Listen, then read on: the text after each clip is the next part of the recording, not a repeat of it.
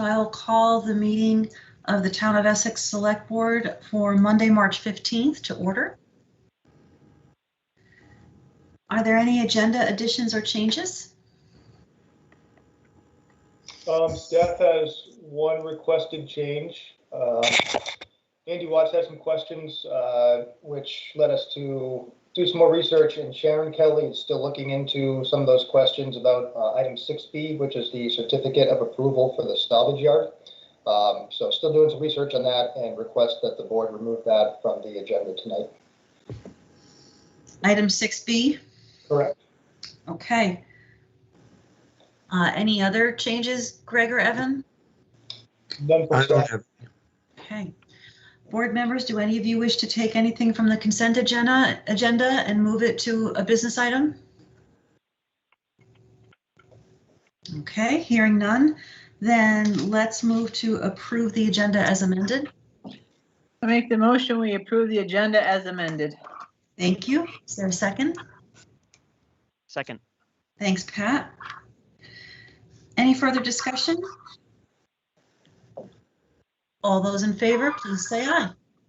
Aye. Aye. All right, we'll move on to public to be heard.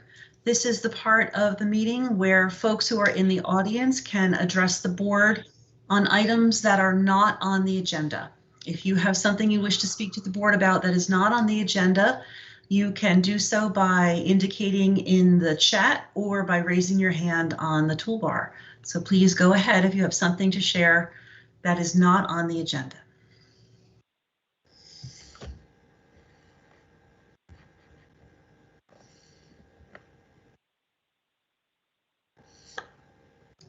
I've just been contacted by some folks saying they're having difficulty with the link today. It wasn't on my calendar. I had to go find it myself. Greg or Evan, do you have any way that we can post a fresh link or? I will see what we can do, and I can send everybody the link, and if you have any questions now during the meeting, maybe people can just forward that on just as an immediate workaround. So it's Tracy Delphia who's not being able to get in. Hi, this is Kathy. Can you hear me? Yes, we can. Yes. I am at the meeting, can see myself, but nobody else. Oh, And I cannot see the participants or the conversation. And I've logged off and come back on once. Yeah, Teams is down right now. They've experienced an issue today, and I think they're still working through it. Okay. So Evan, Greg, but I can hear. It's funny, Kathy, because we can see you like a regular meeting. It's fine. And yet I just logged in like literally 3 minutes ago and I got on. So I don't know if it all that means. So Greg, perhaps you could post the link in the chat and we can all forward it to people who are reaching out to us. Sure. Just pause a few moments to take care of that.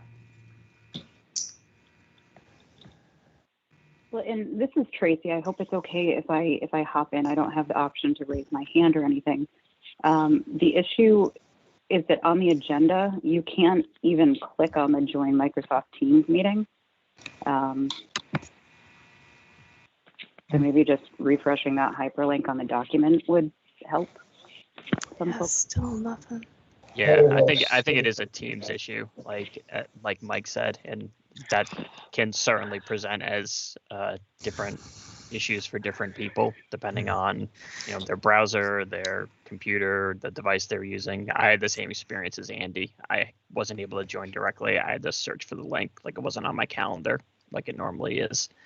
So if there's a Teams issue, then I don't know that doing much more than providing the link is going to do a whole lot, I'm afraid. Everyone, if you can hear me or listening, I will do what I can to get the agenda updated and posted, although I don't typically do that, so I got to try to find somebody who can. So we will keep working on it. And in the meantime, thanks for your patience.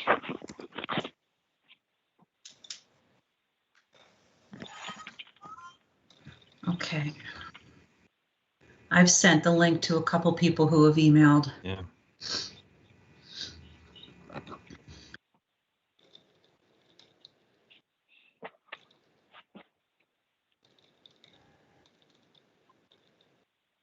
And Greg, I'm trying to get a hold of Greg.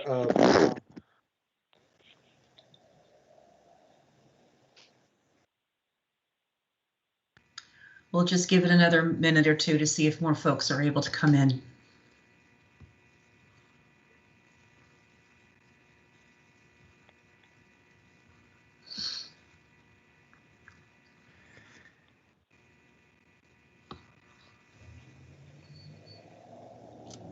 I did just get a reminder from someone that folks can watch on YouTube and then call in with their phone if we aren't able to resolve this.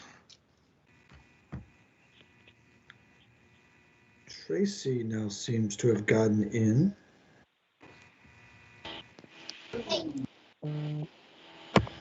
Yeah, I don't know if you can hear me. I'm in. It's just a blank screen. Hi, this is Erin Dickinson. I'm a resident. I also happen to work at UVM, and there's a widespread known problem with Teams right now that is across the country. We had to actually reschedule our faculty senate meeting because of the issues. So that may be what you're experiencing. Thank you. Erin. I think what we should do is, folks, as you're coming in, or if you're able to watch on YouTube, that's definitely an option. And there's a phone number on the agenda. You can also call in. For some reason, the link wasn't showing on the calendar like it usually does. So if you have the ability, you may want to at least post the phone numbers, because I had a hard time trying to find out how to join. This is Annie. We have a bike walk advisory committee that started at 6, and we had a bear of a time getting into that for about 15 minutes too. Okay.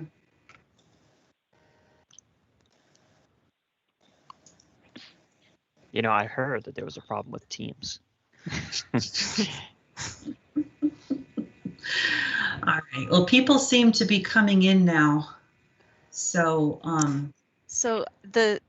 I am in, and I assume other people who are coming in are in, and it is a black screen.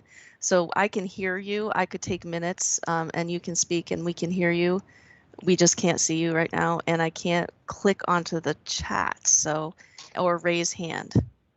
So that might be an issue. okay. All right, Kathy, thank you. I guess we're just going to have to muddle through. My apologies, everyone. There seems to be a national issue with Teams today, so we will do our best to accommodate folks. Don't forget, you can watch also on Town Meeting Television on YouTube if you get booted out for any reason. And you can also call in using the phone number on the agenda. If you can't get into Teams, we can still talk to you via phone.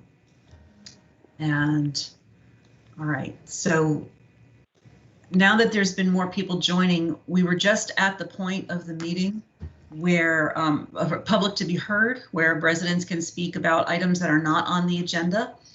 Is there anybody in the meeting now who wishes to speak that about something that's not on the agenda? I would. George Reynolds, Sand Hill Road. Go ahead, George. My concern is the posting of legal load limits on Lower Sand Hill Road. I understand it is in the books as 24,000 pounds. There is no sign, and we have trucks up to 60 to 80,000 pounds going up the road. I'm sorry, can you repeat which road you're talking about? Lower Sand Hill Road from 117 up to Allen Martin Drive. I do know that Route 15 to Allen Martin Drive is posted 24,000 pounds. The lower is not. And it's Route 117 is a state road, so it kind of is not a connecting road that exempts it from being posted. Okay. certainly can contact our Public Works and figure out why that is. Thanks for calling that to Okay, attention. we have you on, yeah, it's recorded now, so I'll give that a try. Thank you. Okay. Okay, thanks for letting us know about that. You're welcome. Are there other folks in the audience who wish to speak on items that are not on the agenda?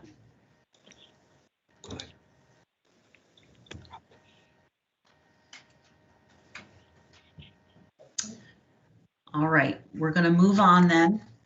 We have a series of interviews to conduct this evening. We have 4 candidates for different seats on both the Conservation and Trails Committee and the Economic Development Commission. So we're just going to go through the list and take a few minutes to speak with each of you and ask you a couple questions if necessary, and then we will discuss next steps after that. So the first person to step up for an interview is Mike Spaeder, who is interested in a seat on the Conservation and Trails Committee. Welcome, Mike. Thank you. So Mike, why don't you take a moment to talk to us about why you stepped up to be on the committee? I am a part of our Essex Trail Caretakers folks that volunteer time. I spend a lot of time off in the trails and around the town, but I spend an awful lot of time in the trails. I have a couple of trailheads that are right next to my house, so I'm out there all the time doing maintenance work as a volunteer caretaker. And I thought it would be time to step up and take a little larger role and become a little more active in my community. Nice. Board members, do you have any questions or thoughts for Mike?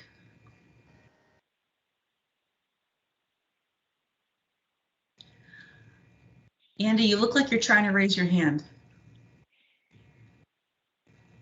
Patrick's hand is up, so I was waiting to See, let I him can't go even first. see it. Pat, go ahead. Thanks. Mike, thanks for applying to the position.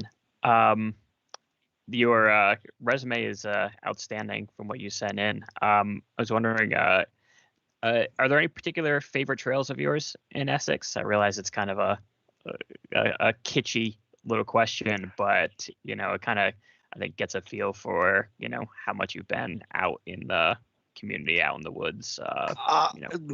Well, my favorite trail is really the Birchwood open space trail that runs from the end of Tanglewood out to the Cirque. Although there's another one that is a part of that same trail but heads in a different direction that would run you down behind Foster Fields and behind the park and back out to the Cirque.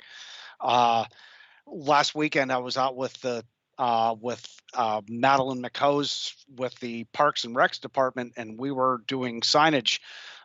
You'll now see new 2-inch diamonds down in the Forestdale area.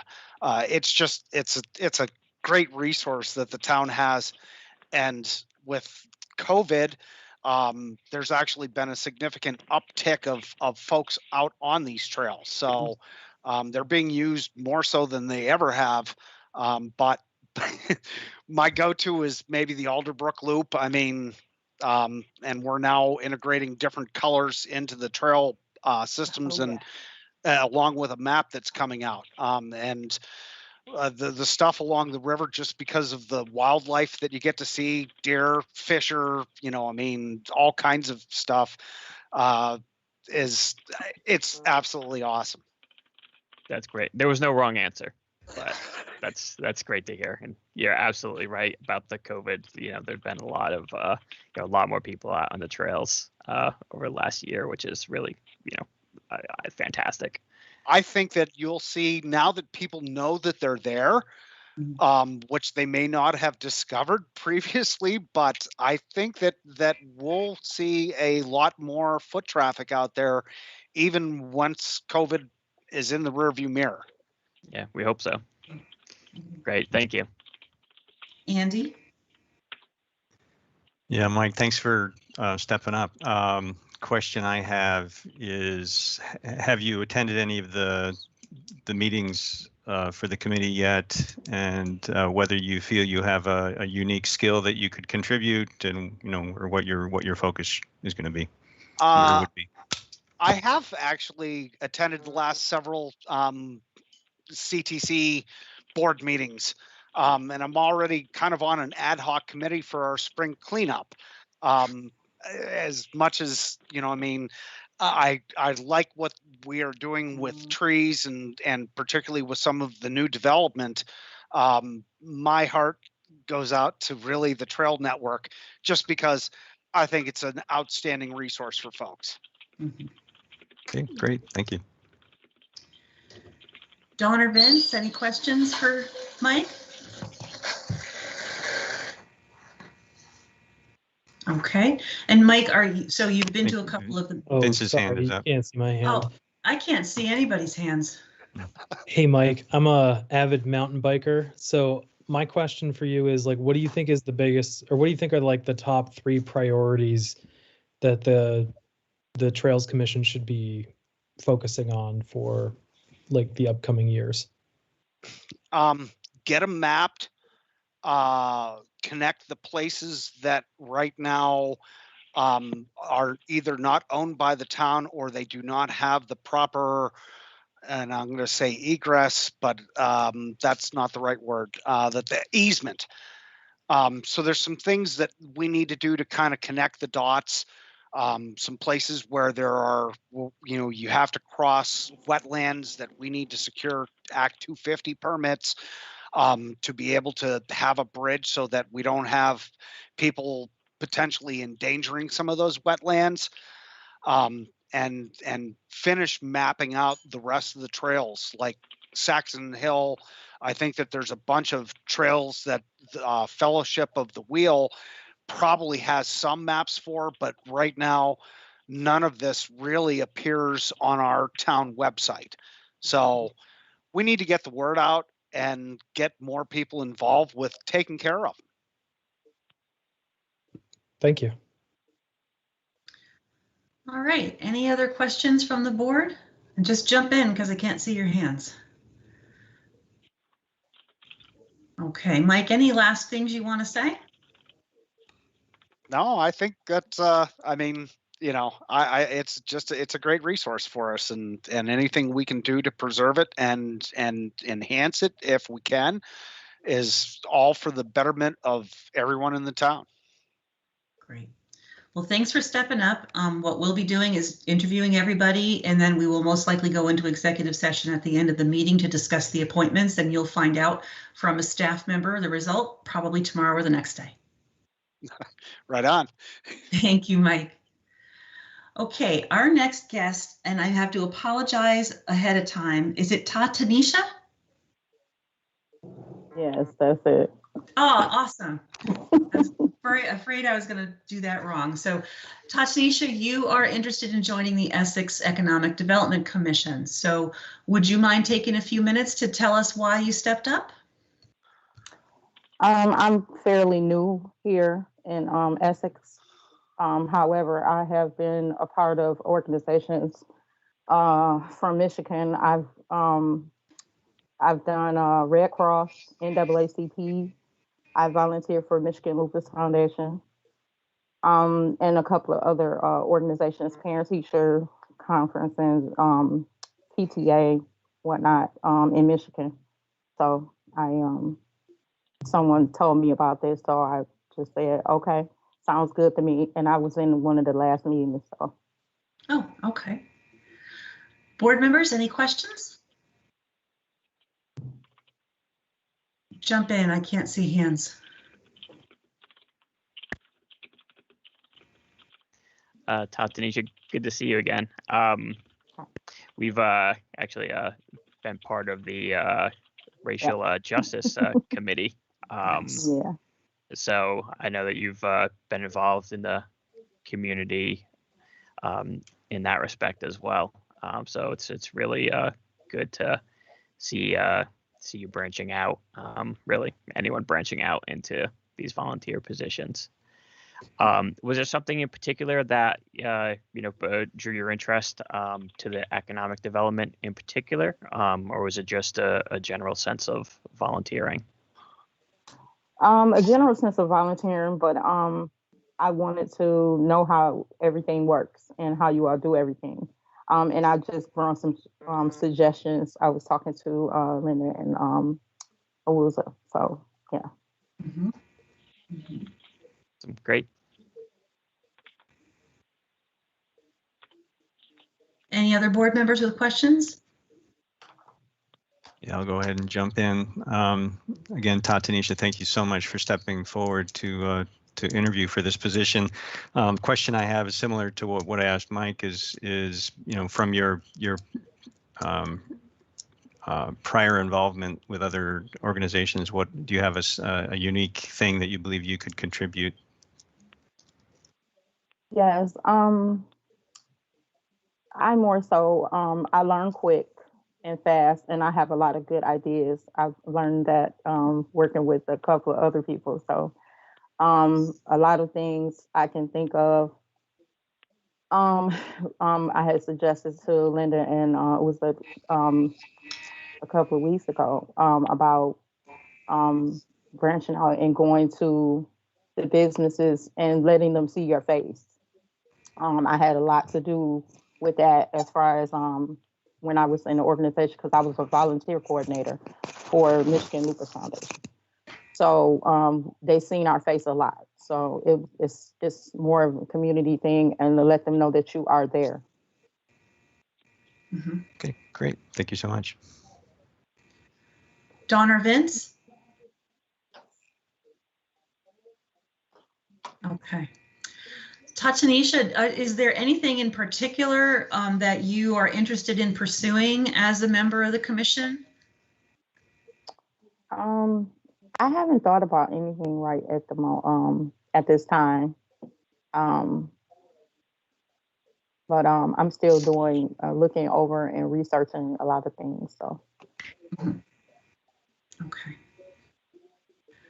Well, board members, if you don't have any questions, any further questions? So Annie Cooper's hands up. I don't know if we were. I can't even see it. Yeah, offer her the opportunity to speak as the chair of the. I think as chair of EDC, that would be a good idea. Go ahead, Annie. Hi, thank you. Hi, Tanisha. Hi. I just want to say that I have met with Tanisha, and I find Tanisha your experience with personal outreach to large businesses and companies. So I'm super excited to have the opportunity that you're being considered for this seat. I think it will be really fun for us if the select board agrees. And I just, having met with Tanisha for over an hour and a half, I feel very confident in what I've learned, and I'm really excited about what Tanisha can bring to the table. And so thank you all so much for an opportunity to say that. And Tanisha, thank you for applying. Thank you so much. Okay. Thank you. Thanks for doing that, Annie. Appreciate the input from the chair. Okay, so Tanisha, we're going to move on with other candidates, but we will be talking about. Wiso also had her hand up. I'm sorry. Oh, thank you. It's Elaine. We're just trying to be your eyes. Yeah, I appreciate it. Go ahead, Wiso. Hi, my apologies for not just speaking up, because I had been hearing the ongoing conversation about how you couldn't see. So my apologies. I just wanted to chime in with Annie, because Annie and I both engaged Tanisha in conversations about the Economic Development Commission and some of the thoughts that we had and where she might plug in. And she really had some interesting thoughts and input when we talked. And what was the other? And actually, so part of the reason that she got introduced to the concept of the opening on the EDC is because it came up during one of the racial Justice Committee conversations that there was an opening on the EDC, and wouldn't it be great if we had more diversity on our boards? So I applaud her for stepping up, and as Annie said, we had a really great conversation with her, and we look forward to working with her. All right, thank you, Wiso. And as I said, we will discuss appointments at the end of the meeting. Is there anyone else's hand up regarding Tanisha? Nope, Okay, you're good. thank you. All right, so we will be in touch with you soon, Tanisha. Thank you. So when the meeting started, it was nice and bright in my room. Now the sun has gone down and I neglected to turn my light on. So I'm going to step away momentarily, but I'll be right back. Okay. Meanwhile, we will call up to the plate James McCormick. Hi, everybody. There you are. Hi, how are you? I am doing well. Thanks for seeing me. Can you hear me okay? We can, and we can see you. Okay, wonderful. So James, you are you've expressed interest in both the Conservation and Trails Committee and the Economic Development Commission. Is that correct?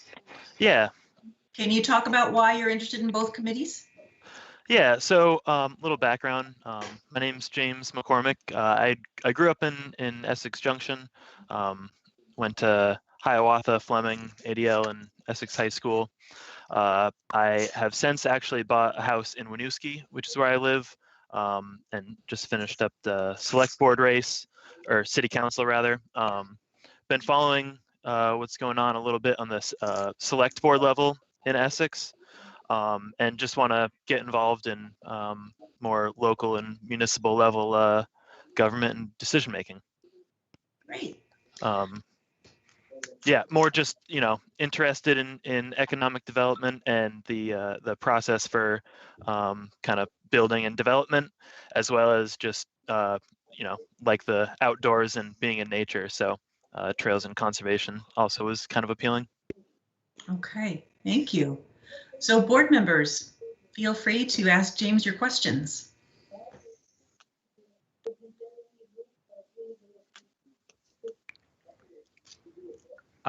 James, if you had a preference between the two, which one would you rather be seated on? Yeah. Hey, Patrick. I would probably, yeah, I would side toward the economic development side of things. Okay.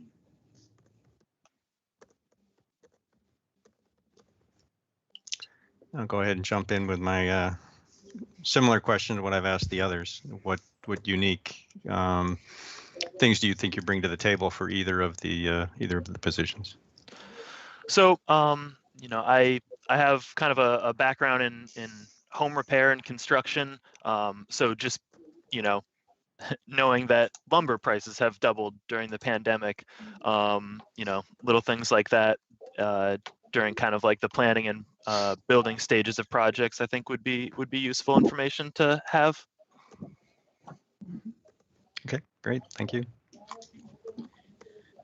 Dawn or Vince? Okay.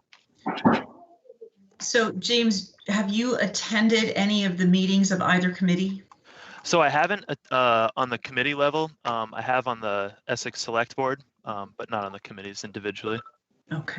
I have looked at kind of the agenda of the Economic Development Committee, though. Just kind of following along on the agendas. Okay. And are there any other comments or questions you'd like to make? Was that directed at me? Yes, I'm sorry, towards you. So, you know, nothing in particular, you know, not like a single issue that I'm looking at, but, you know, would definitely be thoughtful in coming to conclusions. And, you know, I guess maybe one thing is looking at the option tax. I know that's being discussed, and, you know, just some thoughts around food specifically, with like grocery stores being included in that. Okay. Yeah, that's going to be a topic of conversation in the near future, I'm sure. Okay, well, if there aren't any other board member questions. No, okay. Then James, thank you for your time. Thanks for stepping up, and we will proceed with the next interview, which is Kimberly Tetreault. Are you here, Kimberly? Can you hear me now? Yes, Hello. there you are. Hi. Hi. So welcome. Thank you for stepping up. Thank you. You are interested in being a part of our Conservation and Trails Committee. Would you like to talk about why?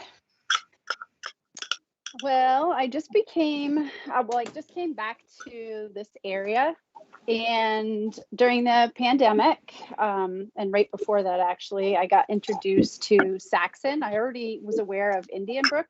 I raised my kids in Essex Junction, and really just loved being out in nature with my children. I think it's a great place, and with all the technology that's out there, I think we still need to embrace being outside and keeping kids grounded that way.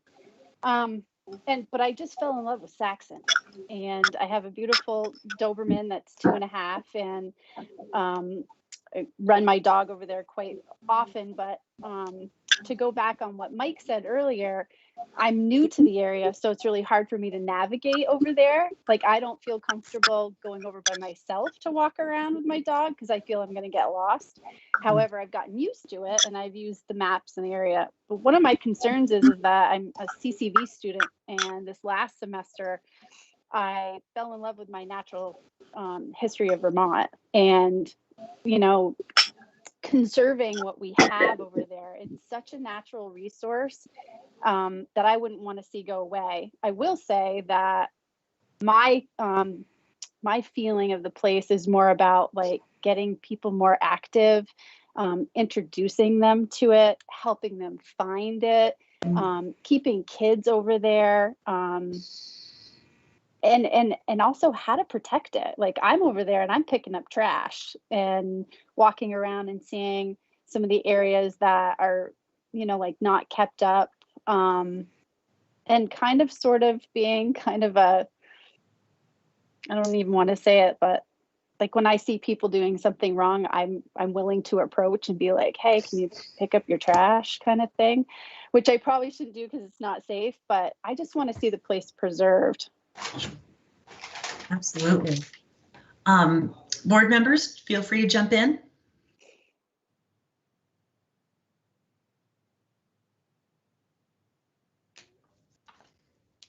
Kimberly, you mentioned Saxon Hill and Indian Brook, both. Are you generally just doing the hiking there, or I know Vince will appreciate the question. Have you had a chance to take some of the biking, get a bike out there onto some of the trails over at Saxon Hill? I have not had the opportunity to get a bike yet. I had surgery 2.5 years ago, and I haven't been able to get back on a bike.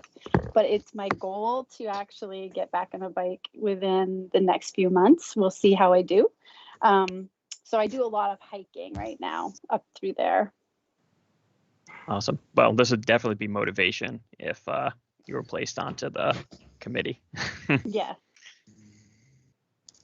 Great. Thank you. Yeah, you're welcome. All right, I'll jump in. Kim, have you attended any of the meetings yet? And same question I've asked everybody else. You get a preview of it. What unique thing do you think you bring to the table? So I have not been able to attend a meeting. I'm still a student right now, so a lot of my time is like my free time, which I don't have much of, is right now with my schoolwork. I think I would bring a different type of viewpoint. I'm not political in the sense of, like, you know, I just don't get into that side of it. I'm more of an enthusiast. Like, I would be the one that's like, come on, let's get a group of people together, let's bring them out. Like, I would be the person in the community rallying and volunteering to be that spokesperson, because I love talking to people. I love being out in the public. When I was a resident here before, I was part of the EJEC committee, which is Essex Junctional Educational Committee, and I went to all the schools and helped fundraise for the school district when we had the Freedom Grant. And I just loved the community support that I would get for that. And that's where I would be able to give. That would be my best suited place, would be kind of like a cheerleader. Okay, great. Thank you. Yeah, you're welcome. Any other questions, board members? Vince? Yeah, I was gonna ask what are your kind of like top 3 areas of concentration that you'd like to look at when if you're appointed to the board? Well, definitely marking the territories over there. Mike had mentioned that, and as a newbie, like I can't tell where I'm going. So that would definitely be something that I would encourage happening, mapping it out according, and definitely asking and seeing if we can retain more of the area for our person, for our community use. And somehow, I think once we would have those definitive lines, those easements in place, encouraging some sort of, I don't even know how to say it, but like when I go over there, I just see a lot of misuse. So how to make sure that we're still keeping track of, like I went over there the other day as an example, and I saw a fire going. And I called up and I said, there's a fire going over here. Come to find out it's allowed in that one area because it's that person's land and they're allowed to burn the tree stumps. But I was there at 8 o'clock at night and that fire was going and it looked like there'd been a party instead. So for me, I'm like, what's allowed? Where can you not go? Who do you call in that, in that instance? Obviously the fire department, but a lot of people were going to walk away from that and not even pay attention. So those are some of the things that I'm passionate about in that area, is that kind of thing. I hope that answered your question. Yes, thank you very much. And thanks for stepping up. Yeah, you're welcome. Any other questions, board? Okay. Kimberly, do you have any other last comments? Nope, not at all. Well, as I said to everyone else, we'll be making having a discussion and making some decisions later this evening, and the town will be in touch with you. So thank you, each of you, for stepping up to be a part of the community and for serving. And it was really nice to meet all of you. And again, thank you for your interest in serving Essex. We really appreciate it. Thanks, Elaine. Thanks, everybody. Sure. Okay. We're going to move on to the next business item. And as I said, we'll be doing an executive session at the end of the meeting to discuss the appointments. So next business item is the presentation of the fiscal year 2020 audit. And I see Sarah Macy has joined us, so please take it away, Sarah. Thanks, Elaine. So hi, everybody. This is my favorite time of the year. It's audit presentation time. Bill Kaiser is here tonight from our audit firm, Cattell, Brannigan and Sargent. As you guys may or may not know, the financial statements were recently issued after our long audit/budget season starting back in the fall and running through the winter. I'm really excited you're happy with the results. It's one of my personal favorite things, is getting the audit, getting the financial statements all wrapped up. We have like a nice presentation of the actual results. So it's the conclusion from the budget to the implementation through the year, and then the review and the financial statements. So it's something that I really enjoy, and I'm going to let Bill tell you guys how it went this year and answer some questions you may have. Hi, can everyone hear me? Yes, we can. Okay, so as Sarah mentioned, I'm Bill Kaiser. I'm manager at Cattell, Brannigan and Sargent and the lead auditor on the town's audit. We performed the field work for the town's audit in the last week of October in 2020, and we issued an unmodified opinion, which means no issues were noted during our audit procedures.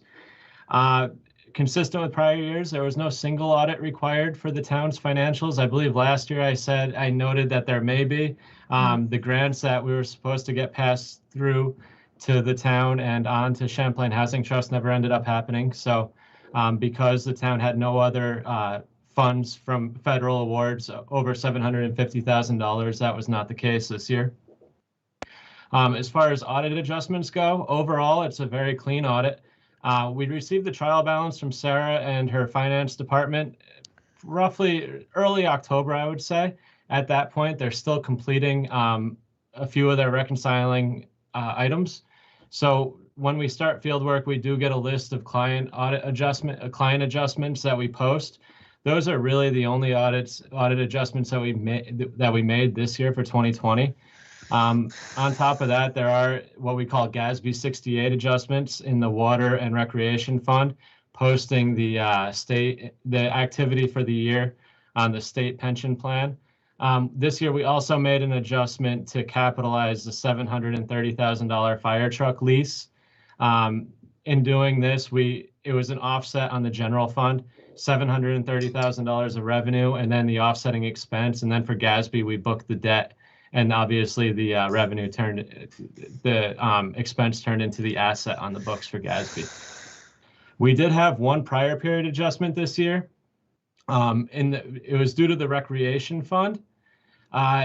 This is something that Sarah had been tracking from year to year. And what it was related to the summer of 2020 deposits that are received. In the past, the town had always picked that up as revenue in the year that it was received when it was for the following fiscal year. In 2020, because of COVID, everyone likes to blame things on COVID, because of the activity and the deposits being down for the summer of 2020, it resulted in a material fluctuation from 2019's deposits to 2020. And in the past, we've always looked at it, the deposits are very consistent. We aren't going to make any changes. This year, it ended up resulting in a $60,000 fluctuation in the recreation fund on the bottom line. So we did make that adjustment. In the end, it's not a huge deal. We're actually getting the books to be reflected in a more appropriate way, even though there was nothing misleading about them in the past because of the change being so immaterial. This is more of an appropriate presentation on the financial statements. Going over to the financial statements, I want to start the MD&A. This is consistently reported each year, and all that report is a year-over-year comparison. It shows more of a comparative financial statement, which you don't get in the actual statements. And there's also additional discussions and major fluctuations, as well as what the town is looking at for future planning considerations. After the MD&A is the government-wide financial statements. These, if you're in the business world, are more reflective of an accrual basis financial statement. You'll notice the significant cash balances for the town.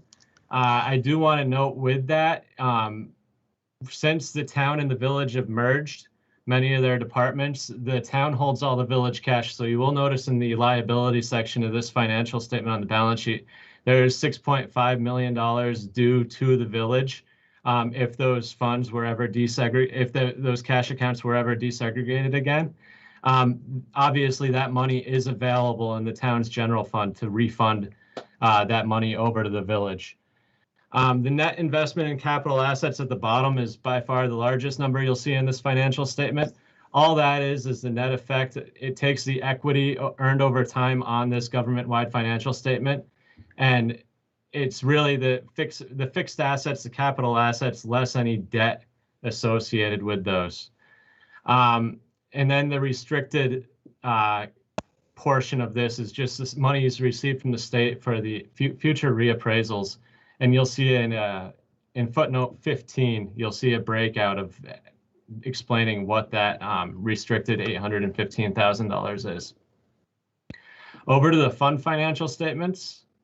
You'll see the modified accrual basis of accounting, which is more similar to what we call cash basis, and really how the town's budget works on an annual basis. The receivables that are reported are net with a $318,000 unavailable balance. This amount has to be recorded on an annual basis and is the part of your accounts receivable and property taxes mostly that aren't collected within the first 60 days of the year or of the following fiscal year, so through August 31st. Obviously, this is a little bit of an increase from last year, and we're seeing that with all of our municipal and utility clients this year, obviously due to COVID. There's a lot, tax sales haven't been happening, or a lot of them have been paused because of the pandemic. So it just, people aren't as encouraged to pay things like property taxes and utility bills. So eventually, once tax sales do come back into effect, I would expect that a lot of these uncollected property taxes, assuming they have been already, but a lot of them will begin to get collected. Down on the bottom of that balance sheet is the fund balance for the town. The town does have a fund balance policy, and that policy states that the unassigned fund balance should not exceed 15% or more of the following year's operating budget. For June 30, 2020, that unassigned fund balance is exactly 15%. So we are in compliance with that policy. Really, the fund balance is a true picture of what the prior year's surplus, as well as the current year earnings, are available to be used in the general fund in the future years. So that is a very important number to look at, and follows along with your future abilities to assign and commit funds going forward. So additionally, in the capital projects fund, that full balance has to be assigned for future capital projects.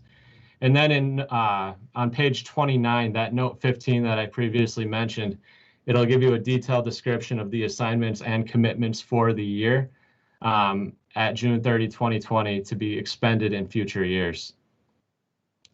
Now over to the proprietary financial statements. There's the water and the sewer fund, which consist of one fund, and then the recreation fund.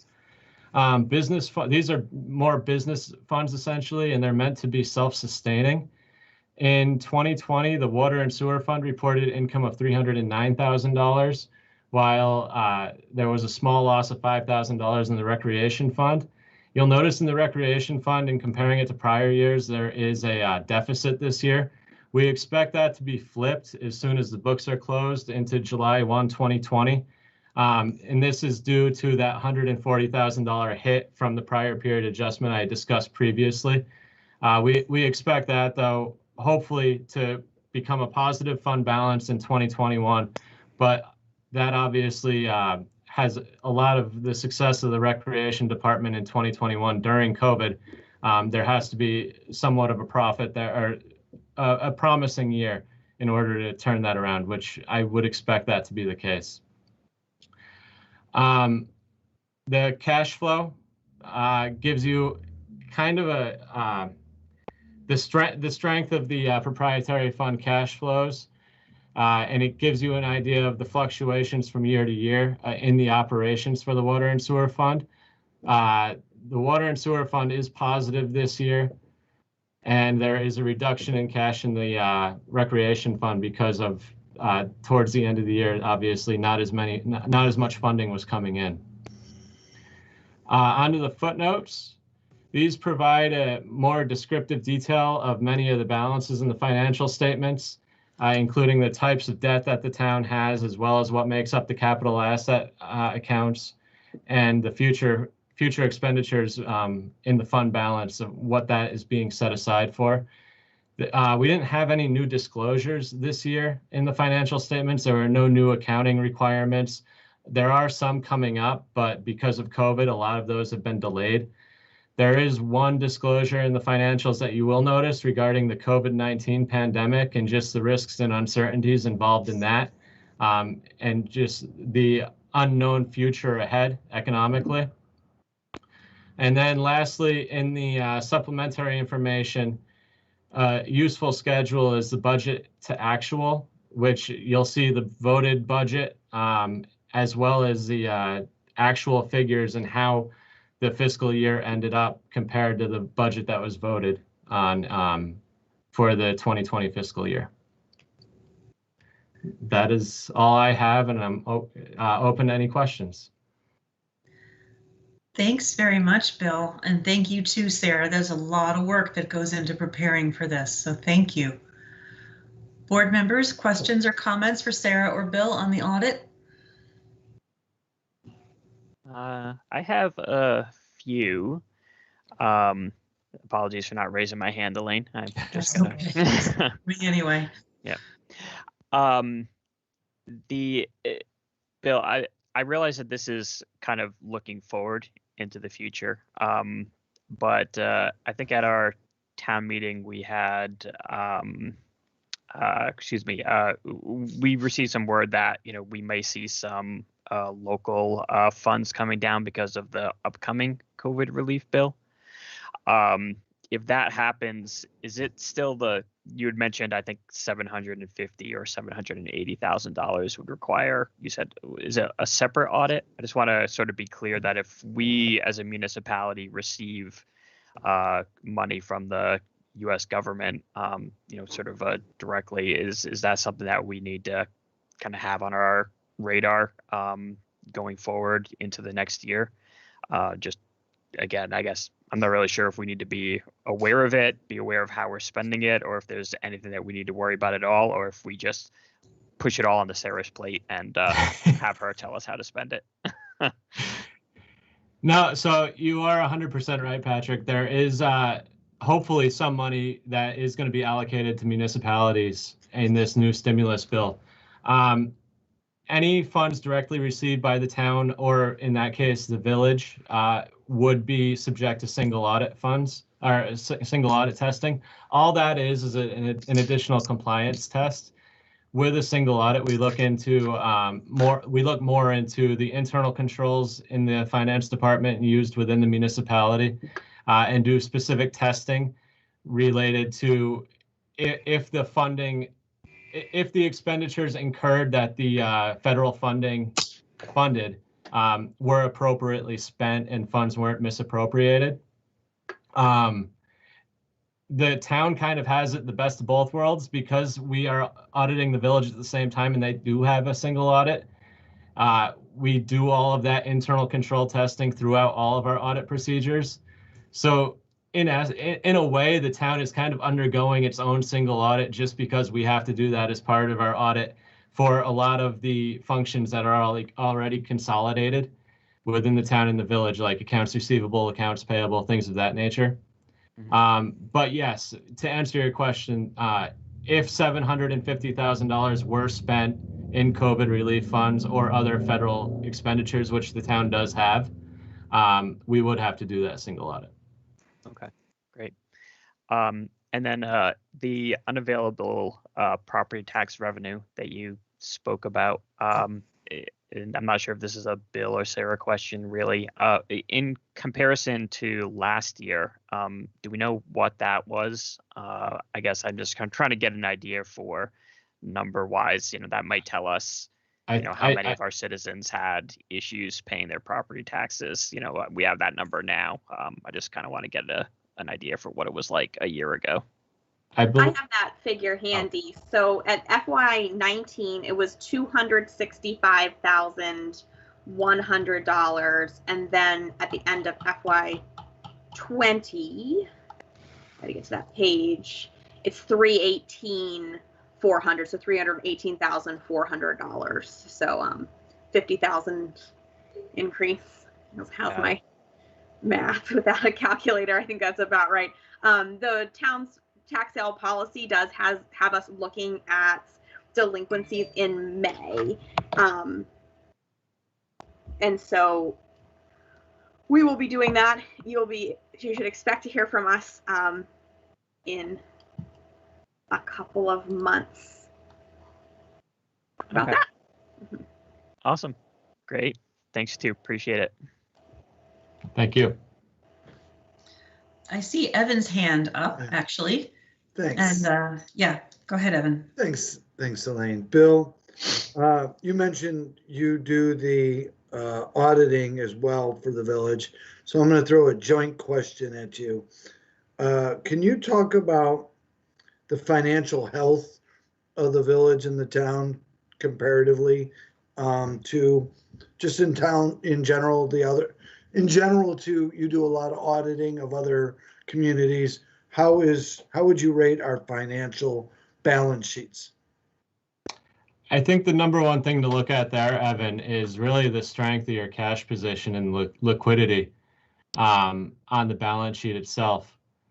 The fund balance is very strong. I think it was just a few years ago when Sarah and Lauren kind of came into the town, they enacted the fund balance policy. In a way, this kind of spreads out revenue, hopefully with a hope, I think, of reducing potential tax rate increases by forcing the town to commit past earnings to future expenditures and minimize that unavailable or unassigned fund balance as much as possible. And at 15% to be where the town is at as far as fund balance available and unspent is very strong compared to what we've seen throughout some of the municipalities we audit in the state. Yes. And then my second and final question is accounting and financial controls. I know you auditors are very keen, if that is an accounting term, keen on an eye towards those things. Can you address how you feel the town does in its accounting and financial controls, and maybe give a little bit to the people at this meeting what those are and why it's important? So one of the big things is like kind of internal checks and balances and segregation of duties. And I think that with two experienced leaders in the finance department between Sarah and her assistant finance director, as well as a really experienced staff outside of the two of them, it enables everyone to kind of check off each other's work, review each other's journal entries before they're posted. And the fact that the size of the town and the village both, the fact that we can come in, and while I said there are audit adjustments between the time we receive the trial balance and the time that we start field work, we audit a huge volume of invoices and other areas within the trial balance for the town and the village, and come out with very few adjusting journal entries. Overall, I would say the controls are very strong. We review those. One of the requirements, like I said, with the single audit in the village and how the town kind of gets the best of both worlds, is that we are constantly checking the internal controls and making sure that expenditures for the village are charged to the village, and likewise expenditures for the town are charged to the town. Does that answer your question, or did I?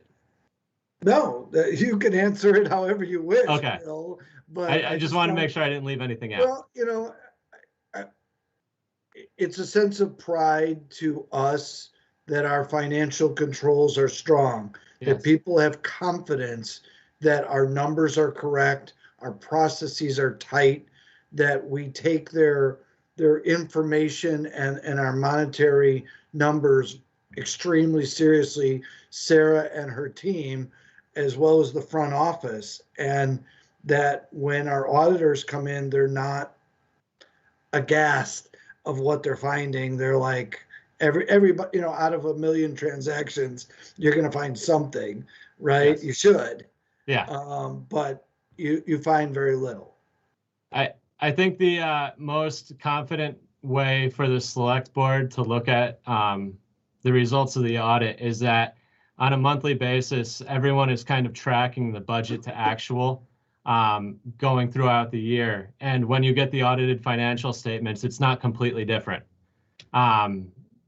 So I think that as far as the select board goes, everyone should be pretty confident and comfortable in the finance department's accountability or capabilities. Thanks, Bill. And I know you're not an easy pushover, so that's nice of you to say. We try to get Sarah every time. We know she loves her job, so. Board members, any other questions? Yeah, can I jump in? Go right ahead. So, Bill, one of the things that we have run into, or at least I've seen in the past, is the question of our funds available for payout of vacation and earned sick time. Sometimes we end up having to add additional funds to that because and I guess it's a very difficult thing to predict, because somebody has to actually work long enough to retire and then claim those benefits, and so it's hard to plan for that. I just wondered where we're sitting with that concern right now. Yeah, I actually believe, Andy, in that fund balance footnote, Sarah, correct me if I'm wrong, but are we reserving for a portion of that, those future expenditures? Yeah, so for anyone who is, I think, approaching retirement age, I can't remember exactly how close, we take their actual balance of vacations, eligible sick and comp time, plus the FICA Medi taxes that we'll have to pay on those things, and we have an assigned fund balance category for 100% of that. So okay, yeah, I know in the past I think we've been a little behind on that, so I'm glad to hear we're trying to keep up with it. Good. Okay. Any other questions or comments, board members? Okay. I noted in the chat, a resident is curious about property tax increases. I'm wondering if we could just briefly, Sarah, ask you to share what residents can expect in terms of when the next property tax rates will be announced. Certainly. So we set property taxes every year in August after the grand list has been finalized. So what we do is we take the final grand list and we divide that into the voter approved tax levy to get a tax rate, which then is applied to all properties. And so I don't have the anticipated change offhand that we talked about during budget time. I can be reached by email at smacy, S-M-A-C-Y at essex.org, and I'd be happy to answer that question or any other questions people have about the audit or the budget. And so that's how you can get in touch with me, but it will be August when we set those final rates. Right. Thank you, Sarah. And thank you, Bill and Sarah, and also thank you, Courtney. I neglected to thank Courtney earlier for all the hard work that you all have put into this process, and I'm really happy to hear. I mean, I always trust the numbers coming from the finance department, but because we have some serious professionals that we're lucky to have employed by the town. But it's always great to have a professional and objective assessment of our numbers every year and to have a clean audit. So thank you for all the hard work that goes into that. And Bill, thank you for such a good, strong audit. Thank you, Elaine. We'll see you next year. Yes, we'll be here. Back in October. Thank you all. Thank you, Bill. Thank you, Sarah.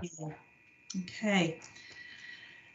We are now ready for item F and G. I think we might want to talk about together. Consider approval of first-class liquor license renewals and second-class liquor license renewals. Greg, do you want to kick us off? Sure. So it's the time of year again where we have the whole batch of liquor license renewals. Some changes to remind you of that we started doing last year to sort of streamline things. Rather than having all the applicants come in and rather than having a select board sift through hundreds and hundreds of pages of applications, we're having the police department and the clerk's office handle pretty much the bulk of the work. Both have vetted all the applications that the list of applicants you see in your packet, and they're comfortable with approving those applicants. The packet list includes the first class. We also do third class liquor license approvals now. Outdoor consumption we continue to do. Those are all listed there. Second class liquor license applicants are also included in your packet. We still have new applicants come in. That's why the Silver Hospitality Sauce and Bubbles Wine Bar is listed in your consent agenda because they were a new applicant that you approved recently. The outdoor consumption permit is new for them. So that's separate in the consent agenda. But they have also been reviewed and approved by the clerk's office and police department. Beyond that, yeah, if there's any applicants who have had issues in the past year, we would ask them to come in to chat with the select board if need be about what those issues are and how they might improve them going forward. We do not have any of that this year. Again, the police have given a clean slate to the applicants that have come through. So beyond that, I'm happy to try to answer any questions, and hopefully that's a good reminder of what we have been doing. Thank you, Greg. Board members, questions or comments?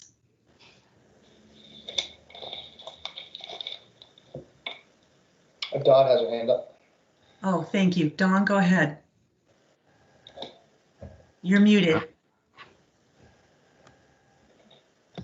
Well, I'm glad you could see that because it didn't show on my screen. So how does the police vet these applications, or what do they look at, and what does the town clerk look at when they apply for a liquor license?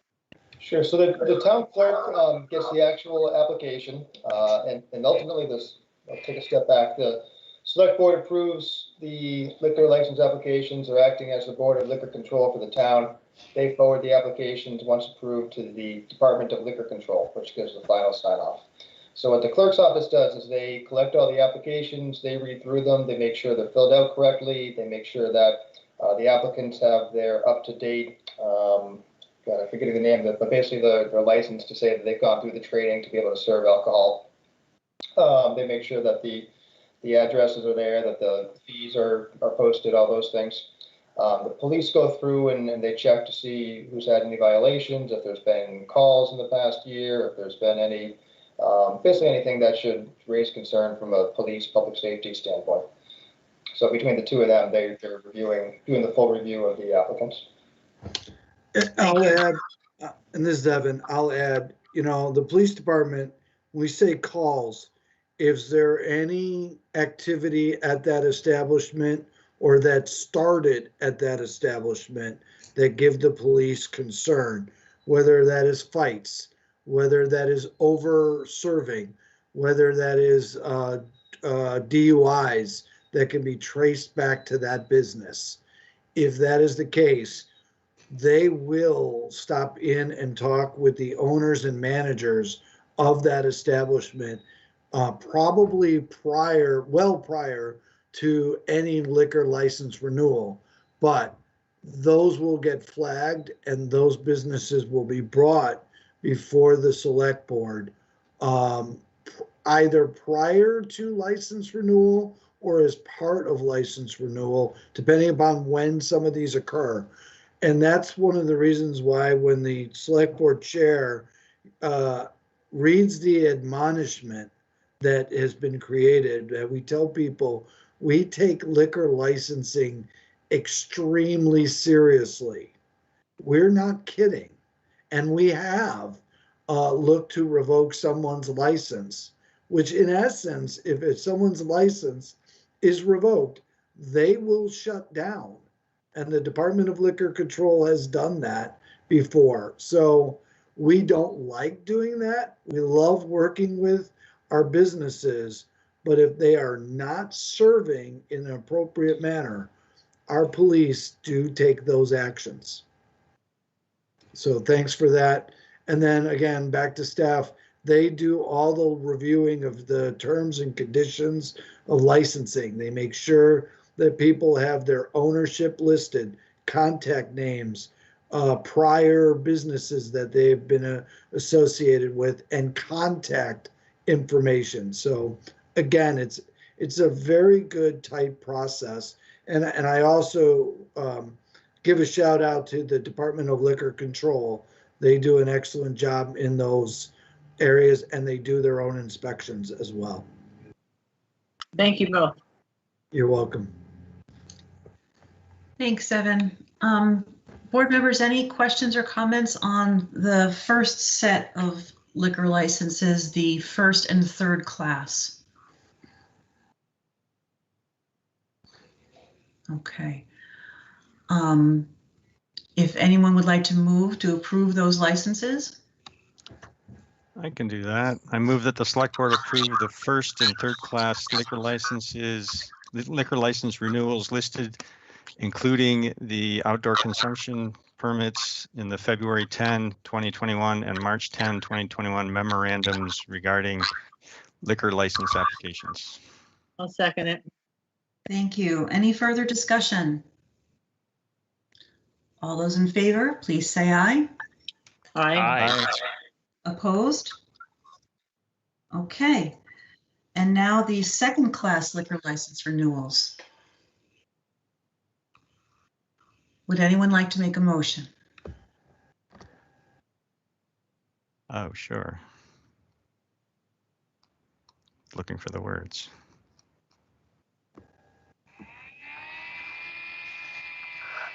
I guess they're the same as the first ones. I move that the select board approve the second-class liquor license renewals listed the March 10, 20, no, where are they?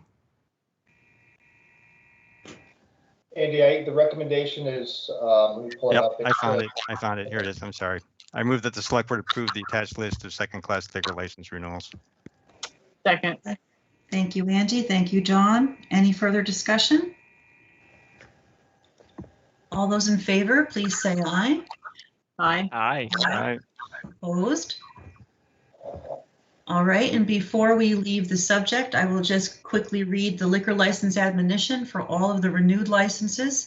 The select board takes the issuance of liquor licenses very seriously, as should the area establishments who serve alcohol. We expect you to not serve alcohol to minors, nor anyone who is obviously inebriated. We thank you for doing business in Essex, and we wish you a very successful year. All right. We have moved through the liquor licenses, and once again, Greg and Jenny, thank you so much for this expedited process. It's super smooth, and we hope it works out better for you as well. Thank you, Eddie. It's great on our end, and really it's the clerk's office and the police have really streamlined it, and they're the ones who deserve all the credit. No, but I will pass that on. Thank you. Please do, especially to the police as well. Okay, item H, discuss results of merger vote and vote for reconsideration. So there's a memo in the packet. Greg, you want to go ahead? Sure. Give me one moment to get to that section. And as I'm pulling that up, basically just wanted to give the select board an opportunity to discuss the results of the merger vote. Obviously, the vote happened on March 2nd, town meeting day. Since then, we now have a petition. There's going to be a vote for reconsideration in April, on April 13th. So, nothing specific necessarily that staff was looking for the boards to discuss. If you want to talk about holding informational meetings or hearings before the vote for reconsideration, but really just wanted to have something on the agenda and give the board an opportunity to discuss as you see fit. Yeah, thank you, Greg. I think really the only question there was out there, I believe, came up at our last meeting, which is whether we want to have informational meetings prior to the revote. So I would open that up to discussion of the board. And again, just jump in. I can't see hands. Yeah, hey, this is Vince. I'm sorry, I have my video off because my Teams keeps dying when I have it on.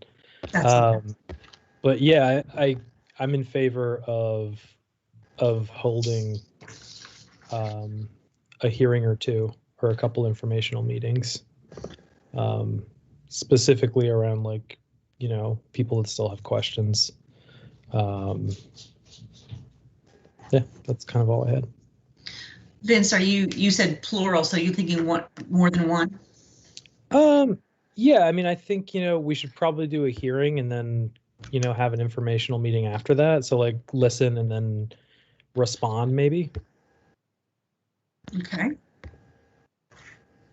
How does the rest of the board feel about that? Or maybe if you could get the rest of the board's opinion on that, Elaine. Certainly. I thought I saw Pat like he wanted to speak or something. I always want to speak. I mean, this was a struggle. I've said personally that, I have issues with how the mechanism of revotes work and function. We all know it's law and we'll follow exactly what we need to do. But we're also in a really odd situation. Elaine is not going to be here after, this upcoming select board meeting. To what extent, would you be willing to participate? Would you need to participate before your term is up in, as of the April meeting? We took a position as a vote with the majority of the board for merger, but I don't believe that, or at least I feel that this is kind of a different question. It may be worth us talking about whether or not we as a select board are going to take a position again on the revote or not, because I personally feel it is a different question. While I think and strongly believe that merger is absolutely the path forward, I don't think that this is exactly the same as it was before. The plan itself is the same, certainly, but the mechanism of doing a revote, I guess I'm struggling with whether or not this is actually something that we can say, hey, the select board has approved this revote, because I don't think that we necessarily have. We as a board majority approved the plan of merger in the past, but we're like I said, in this kind of weird time period where we're going to be having the vote with the composition of the select board changing. So I'll say that I'm struggling with some aspects of it. I'd love to get some feedback before I kind of come to a final decision. I will absolutely participate and be willing to hold informational meetings. I'll do whatever I need to do for speaking to and getting the plan of merger out. But there's a lot of questions I think that are in the air that certainly weren't there before with this. So that's where I am now. More questions than I probably have answers for. Okay, Andy or Dawn? I'd rather see us do like the informal meetings that we did on the weekend, where people call in and talk to us one-on-one or 2-on-2 as we work together, not have an official hearing, because there's no new, the charter, the merger and the charter aren't going to change. We're just doing a revote of the vote. We can't change anything else in it. So, but we can still answer questions in an informal way. Okay, Andy? I think the information that we need to get out is the fact that there's a vote, to begin with. A lot of people may not realize that this has happened, even though there's a lot of churn about it, at least that I'm seeing on Front Porch Forum. I don't go to the Facebook pages, so I have no idea what's being said there, but and or who's seeing it. But I think we need to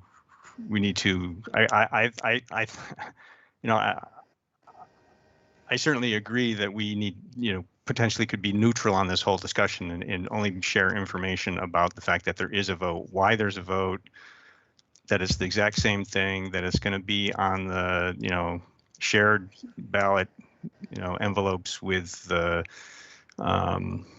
village and the school district, and why we're doing that.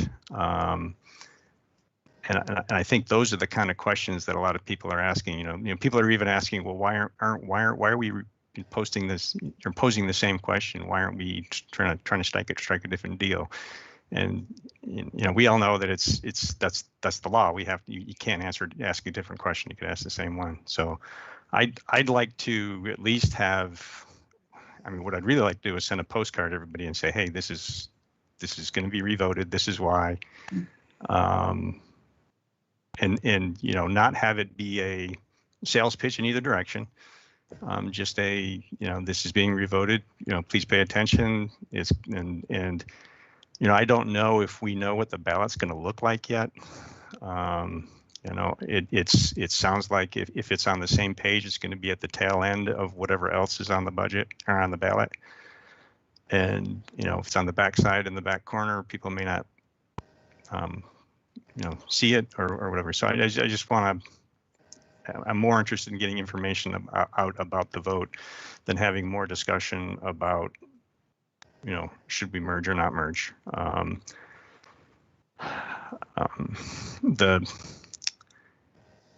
I have concerns about us talking about separation if that comes up in a meeting, because it's not I mean, the town cannot initiate a separation, right? We don't have a way to divest ourselves of part of ourselves. So I don't think we can speak for the trustees with regard to any questions around separation. Other than, I don't know, and that's, anyway, I guess to circle back, what I really want to talk about is the fact that there's a vote, and this is where to look on the ballot to find it. This is why we're revoting, those kind of questions.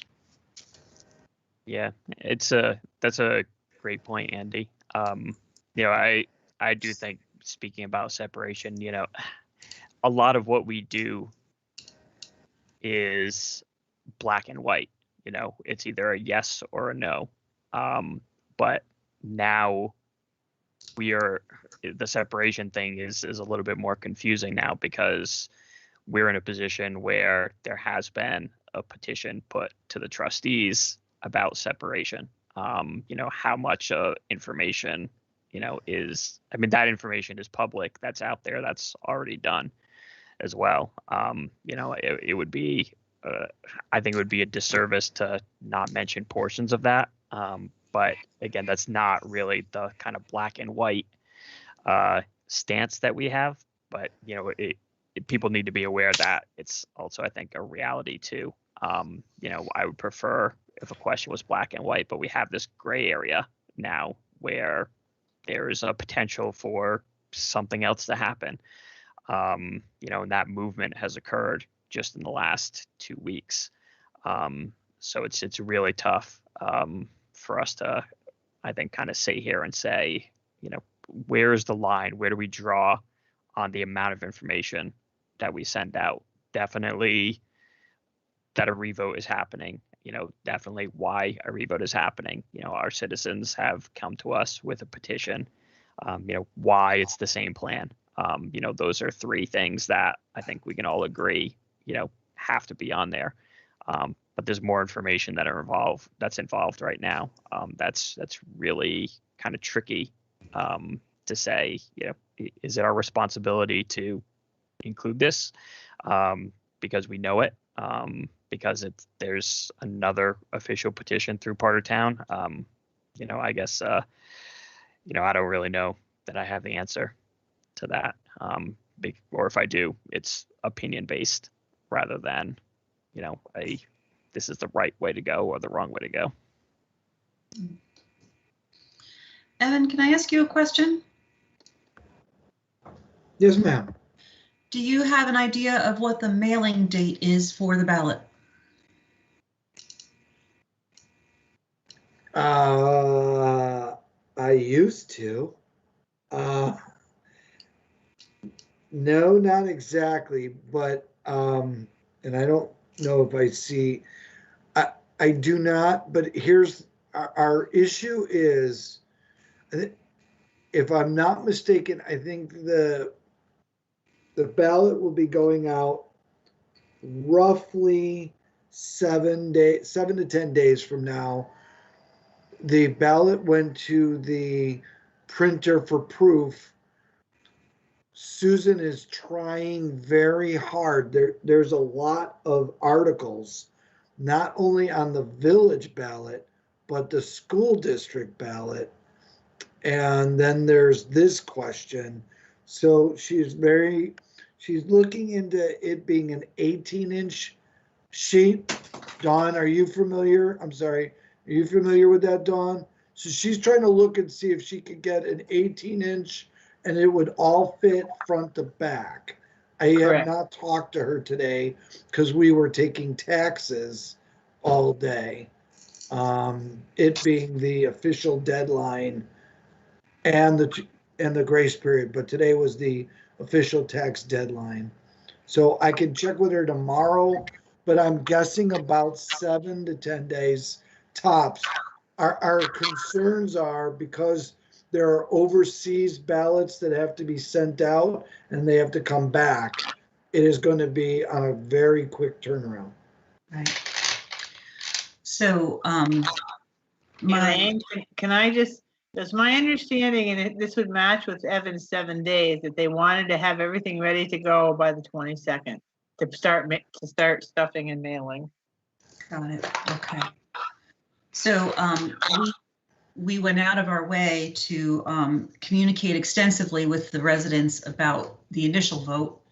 So I think Andy's suggestion of a postcard is a very good one, particularly if there's, you know, if we need to remind people that this vote is actually happening. Understanding that March 22nd is pretty soon, next Monday. I don't know about the feasibility of creating and mailing a postcard. I mean, I know it can happen very quickly once the copy is ready, but there would be the issue of actually writing that language to put on the postcard. I would not be opposed to the select board approving sending out a postcard, but the logistics of it may not work. And my only other comment would be that the select board has, by a majority vote, approved merger. So I don't know that we need to have, like others have said, a discussion about whether or not we're talking about merger again. It's just beating a dead horse at this point. We do need to make sure we make every effort to inform people that the vote is happening. So I certainly am not averse to public meetings. Dawn, you and I and Pat participated in multiple online Q&A sessions, informal Q&A sessions that were set up by staff. And of the ones I attended, I think there was maybe 4 people between all of them that showed up. So yeah, so and one of the ones that I was attending, nobody came. So you know, just having a random Q&A session is, you know, laudable, but not necessarily efficient or effective. So I know, Vince, you had said an information meeting would be a good idea. Pat, you said you're okay with that. But as Dawn said, nothing has changed. So, Right. So what new information are we going to give anybody if we have an informational hearing?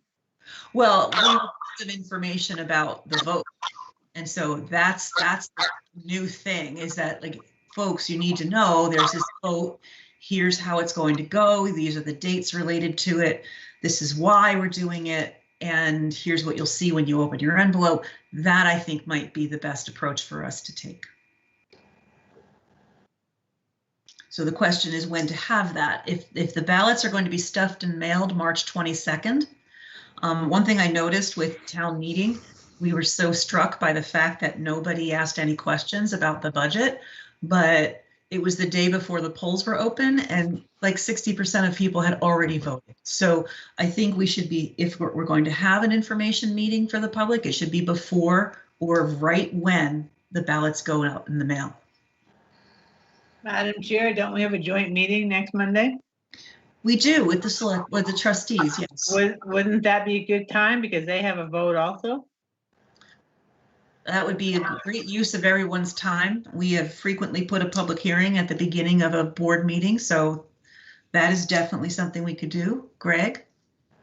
We have a very packed agenda, if my memory serves, for Monday, so we can do it. It would make for probably an incredibly long night. My recommendation, as much as I hate additional meetings, is to have a separate meeting. And we can certainly invite the trustees if the select board wants to, but I would suggest a separate meeting for an informational session.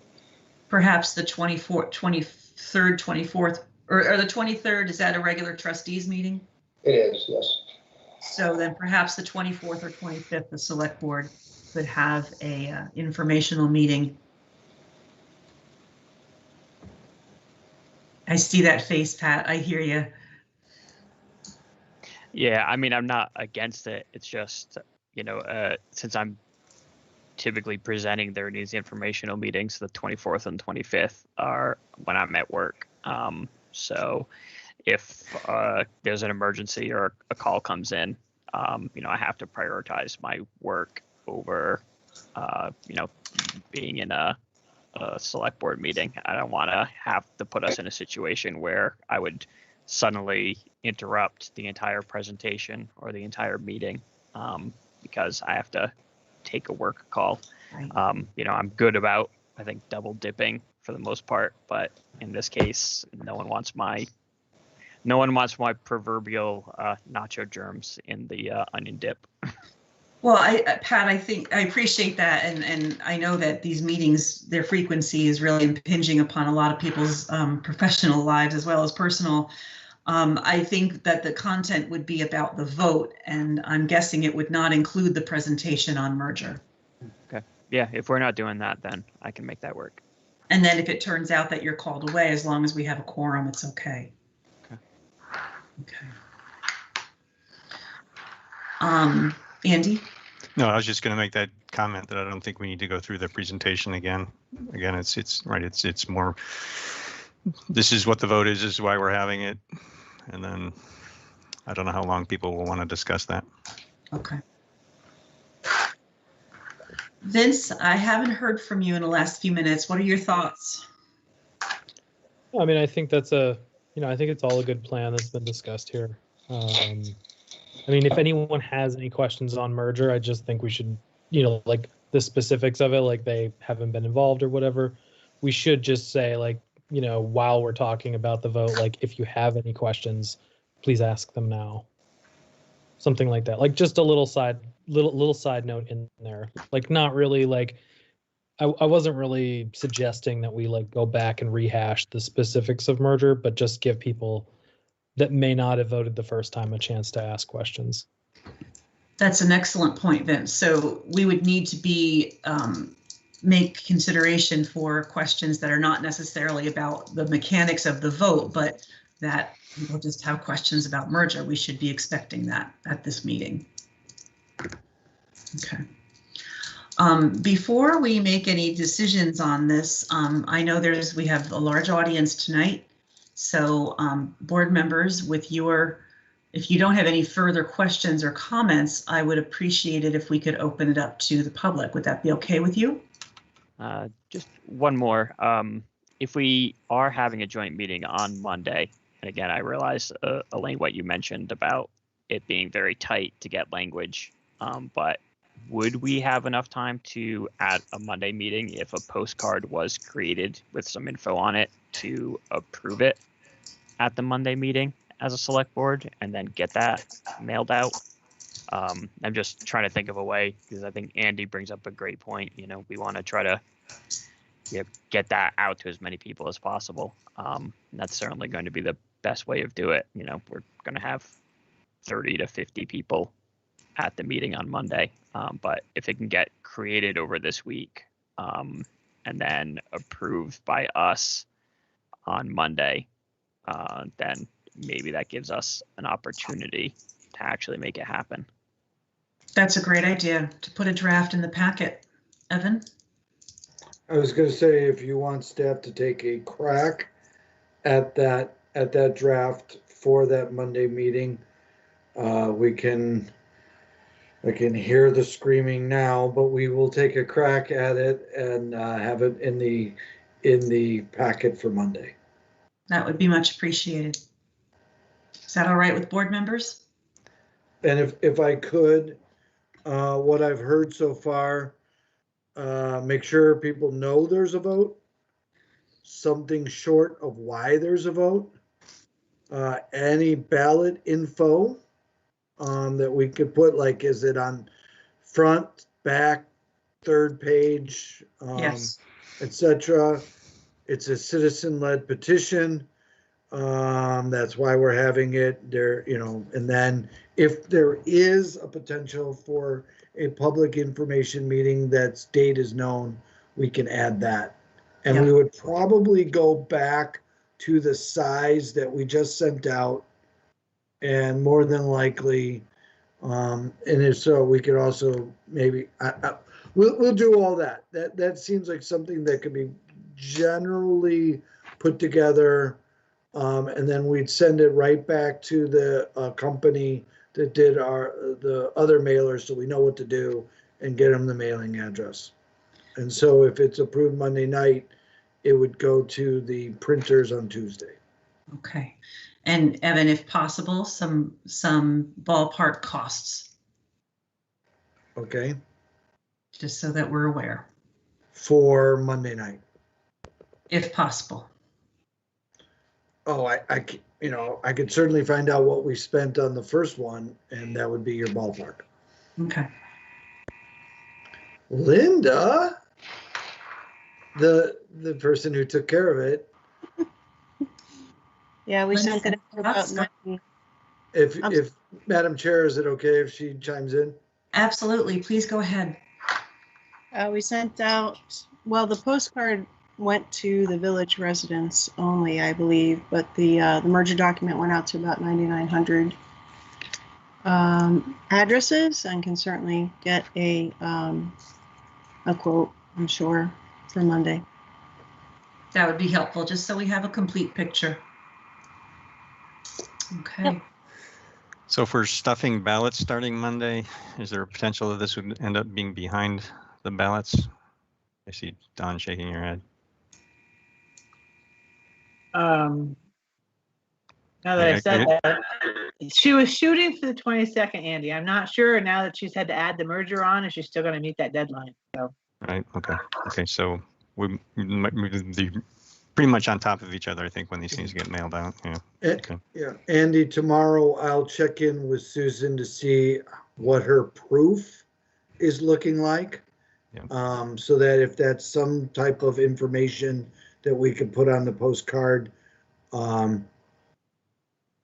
we'll have something out this for the packet, and we'll do our best. And so board members, if you see the packet and you wish to make edits, I suggest you send them to Evan before the meeting on Monday, and perhaps they will have an opportunity to incorporate them in time for the meeting. Thank you. All right. So let's go to folks in the audience. There's a great deal of you out there, so let's try to keep our comments to 2 minutes, and raise your hand. And if I don't call on you, my apologies in advance. Greg, can you help me with the selecting people to speak? I will try. Right now I see hands, but earlier I did not. So maybe towards the end, you might want to just ask anyone else who hasn't had a chance to speak up. I'm not seeing hands, so I'm going to have to ask. So right now, Betsy Dunn has her hand raised. She's had it up for a while, and then Erin Dickinson has her hand raised next. Okay, so Betsy, then Erin. Madam Chair, before we go to that, I need to shut my camera off because you guys are like jumping all over the place here. So That's I can still totally hear fine, you. Dawn. Okay, go ahead, Betsy. Thank you very much, Elaine. I respectfully disagree about what you don't have to tell us about. There's so much misinformation or information out there that is conflicting around what it is. If the village did separate from the town, what would it mean to the town? What departments would be separated because we are no longer a united community? And what would be left together, and what would that kind of cost mean? Because I think that's information that people want to have if they're going to make this new decision around the vote for a merger or not. And I think that is an important piece, because people out there saying that your taxes are going to be 3 times higher, that's not real. But what is it that's real? That's all I'm thinking. Thank you very much. Okay, thank you. Erin. Yes, actually, I have a couple points, and Betsy just took one of them, so I don't have to say that. There was a beautiful booklet that was sent out prior to the last merger vote. It was pretty extensive. I recycled it thinking that this was done. So if you do send a postcard out, I don't know if there's a PDF of that merger document online, but I would highly recommend including a link to that document in the postcard so that people like me have access to that information.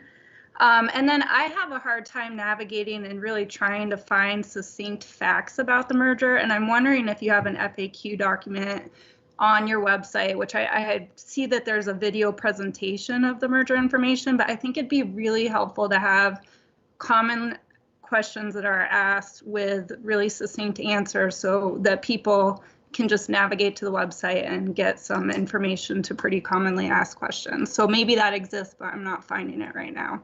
And that's all I have.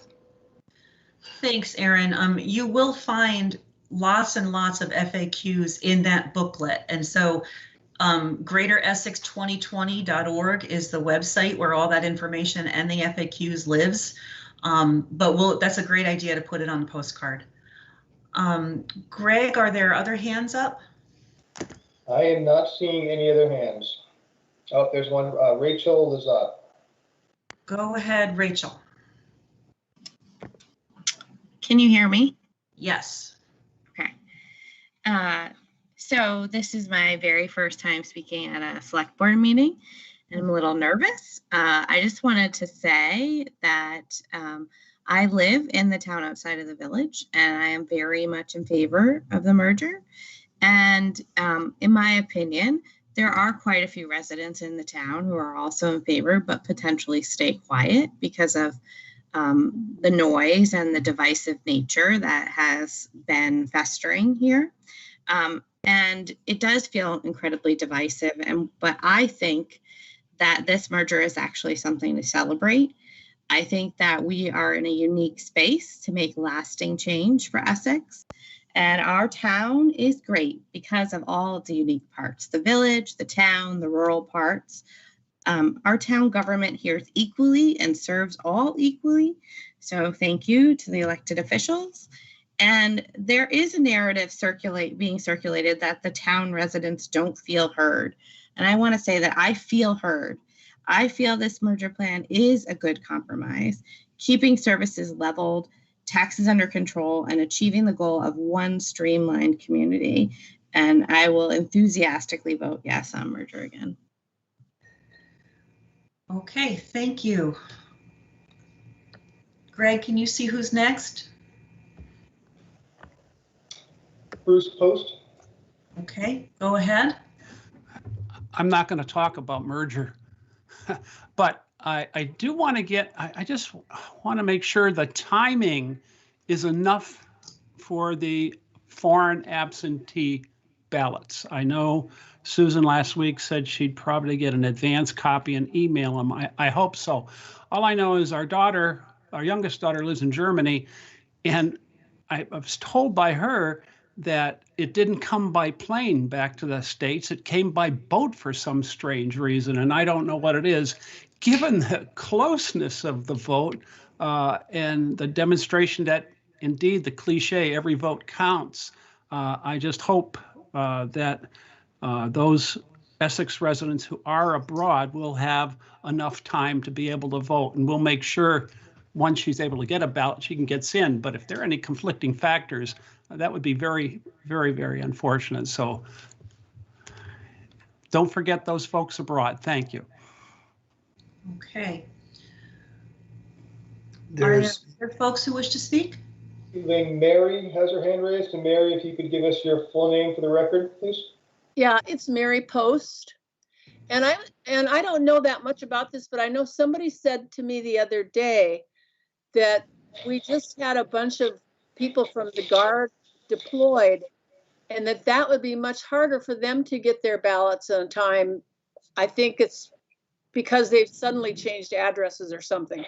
So I just want to bring that too for all the Guard members that have deployed, that they will be able to get their ballots. Thank you.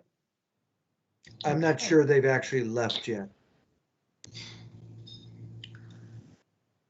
Okay. But we will make every effort to get our ballots out to the people.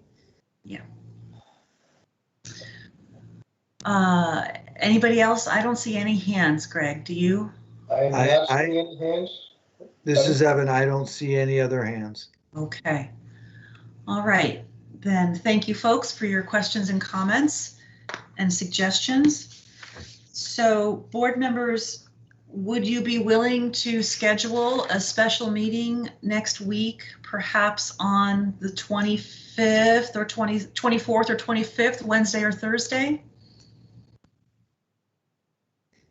Yes. Yeah, Okay. either day works well for me.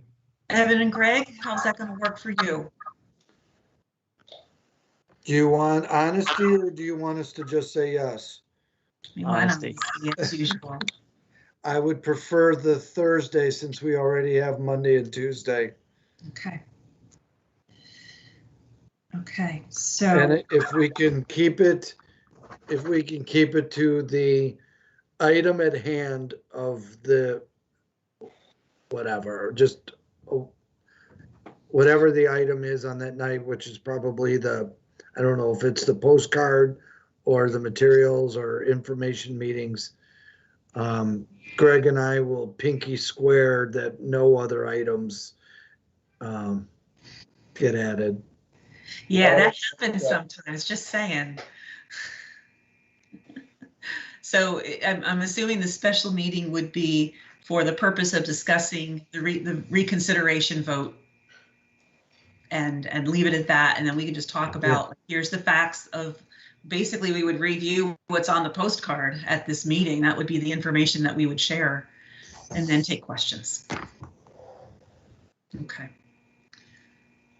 All right, do you need us to vote on that or are we okay with just scheduling it? I think we have the direction and I'm comfortable with that unless the board wants something more formal. Just if I could make sure we have a quorum. I see heads nodding. Yes. That, Pat, I can see you. I can't see Dawn. Vince? Thursday works for me. Thank you. So we'll have a quorum. Thank you. Great. Okay. Okay, so unless there are further questions or comments from the board on this topic, we can move on to the consent agenda. Would anybody like to move that for discussion? I make the motion, we approve the consent agenda.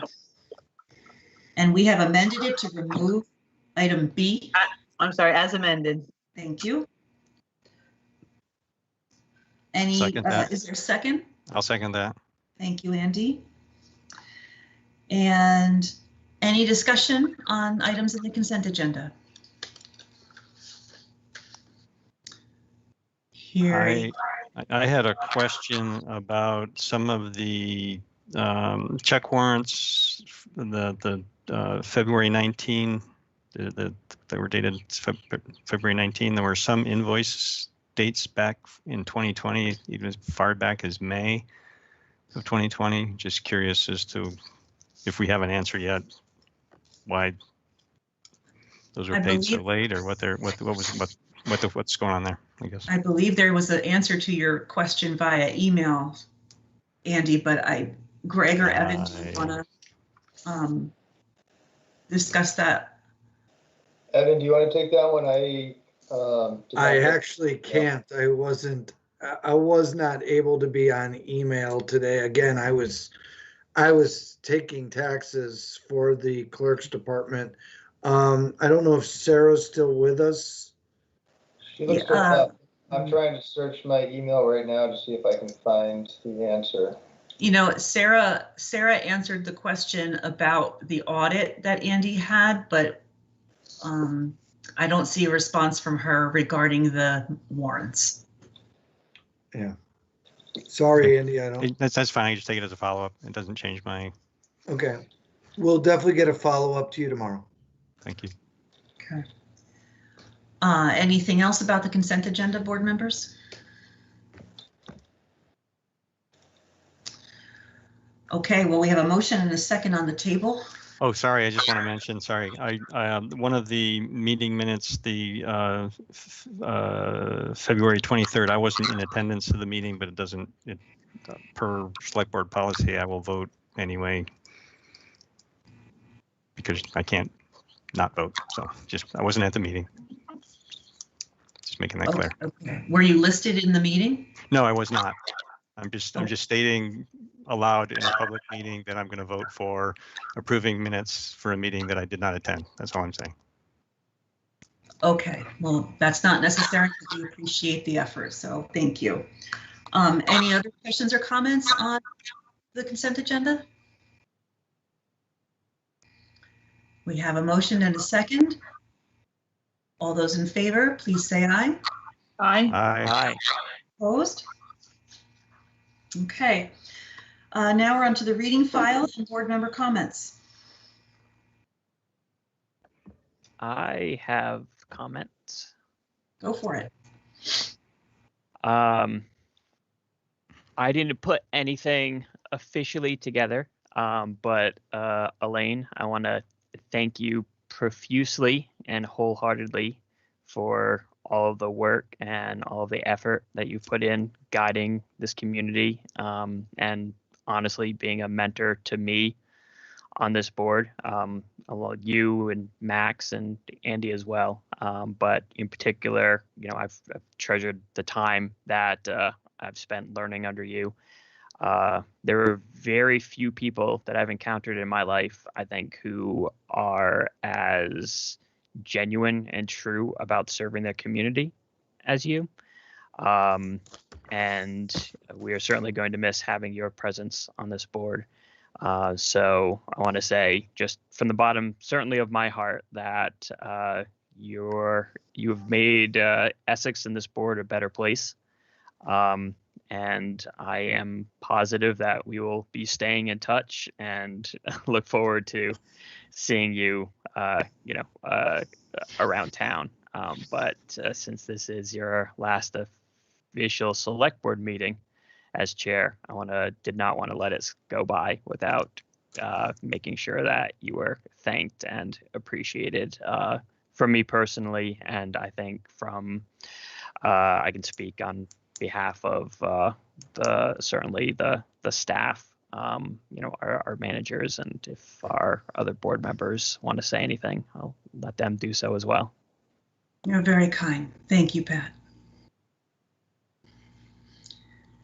I see Evan's hand up. I actually have two things. One, I will echo Pat's sentiments. Thank you for your 3 years of service on the select board.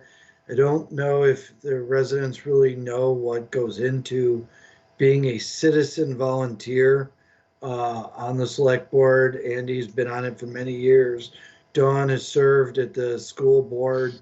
Pat also at the school board. How many hours, how many nights, how many weekends, how many morning coffees reviewing packets you all do, how many emails, texts, phone calls, how many,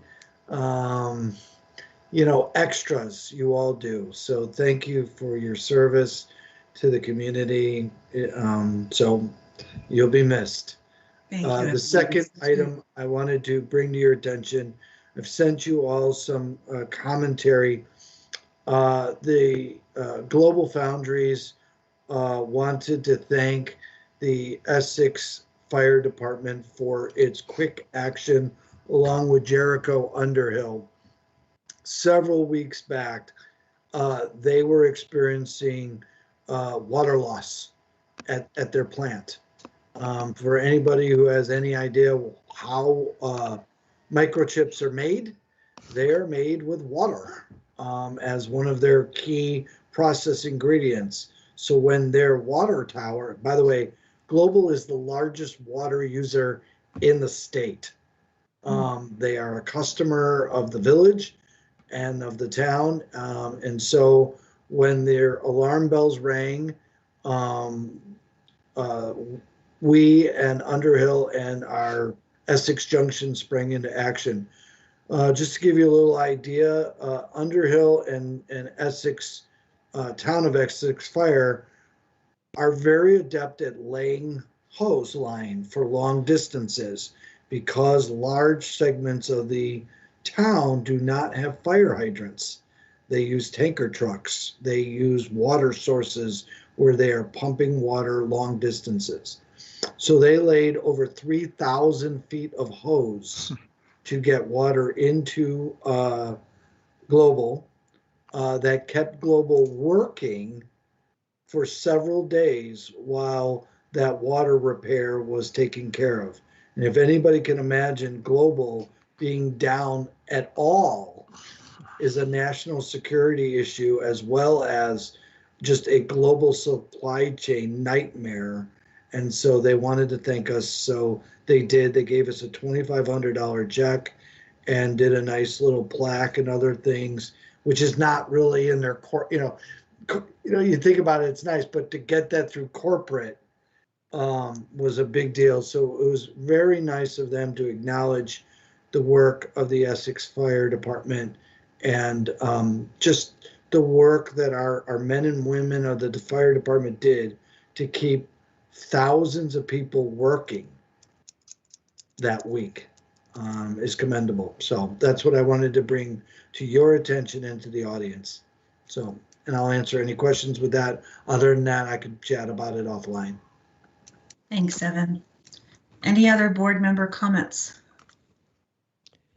Yeah, I just wanted to say a deep thank you to you, Elaine. You know, it's been a pleasure serving with you on the board and answering all my newbie questions.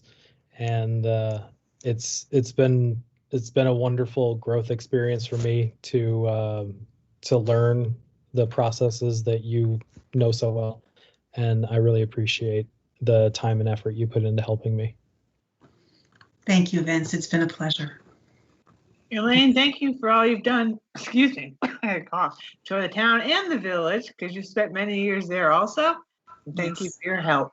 And enjoy your future with Jed. Thank you very much, John. I appreciate that.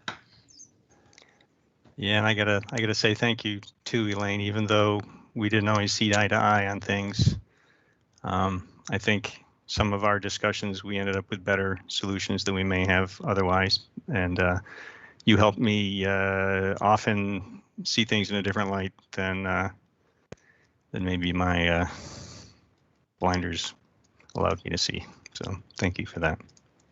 Thank you all very much. It's been an honor serving with you, and I've enjoyed every minute of it. So I will miss you all. So we have the other thing I wanted to mention, I guess, on the reading file is the meeting schedule comes to an end with our organizational meeting, the first meeting in April. And so just wanted to remind people to bring their calendars because we got to set the schedule for the coming year. Although everybody's at home, so I guess you're not really bringing it anywhere, but have your calendars ready and think through availability through the year. Are we good with and we also, sorry, we also talked about our policies. Sorry, Elaine, I'm interrupting. I'll stop. There's still time. I just wanted to talk about going into executive session because I'm not sure we have a link.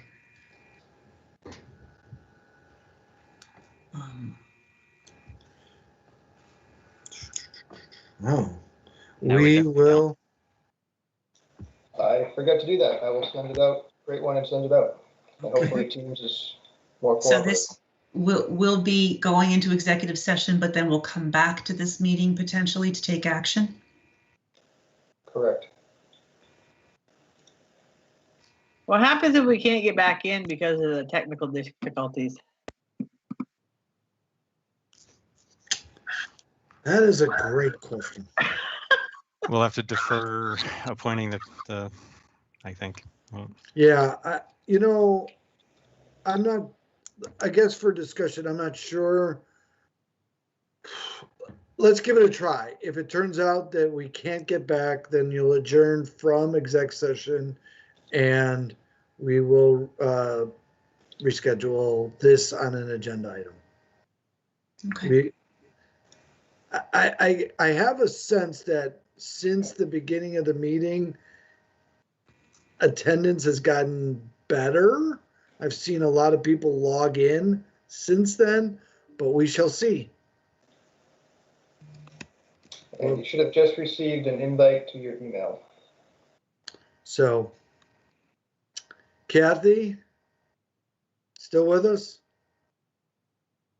I am still with you, and I still see a black screen, so hopefully it resolves itself. It's been nice hearing you all. I guess we'll take minutes from here, and then you don't have to stare at a black screen for the next 20 minutes. Okay. Thank you, and thank you, Elaine, for everything you've done. Thank you, Kathy. It was a pleasure working with you. It's been a pleasure. All right, so let's try that out going into exec session.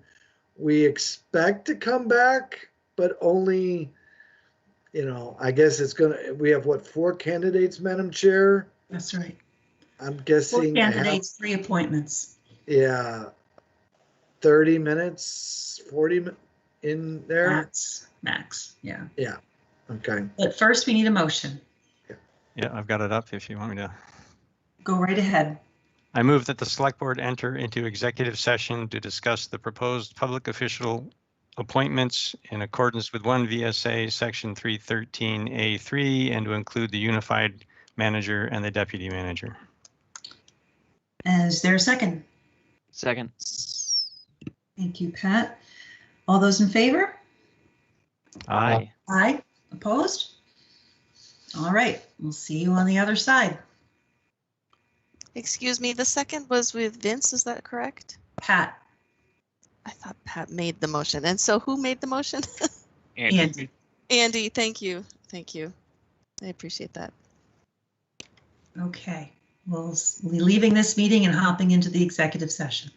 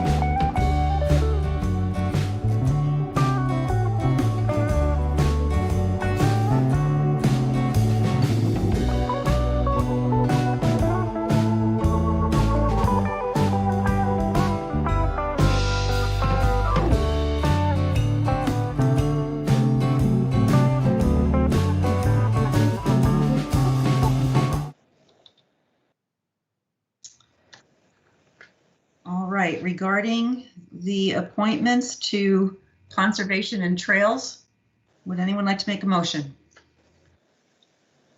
Oh, here comes Dawn. Let's hang on.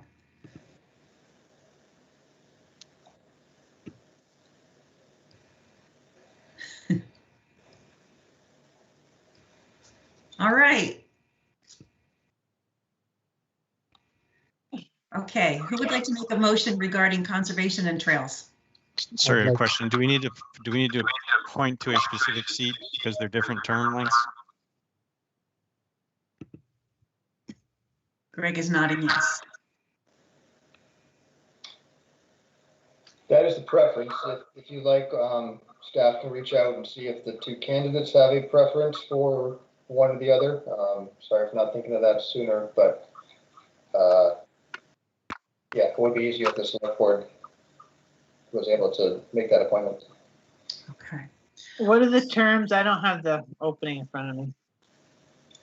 So the Conservation Trails, one seat ending June 30th, 2022, and one seat ending June 30th, 2023.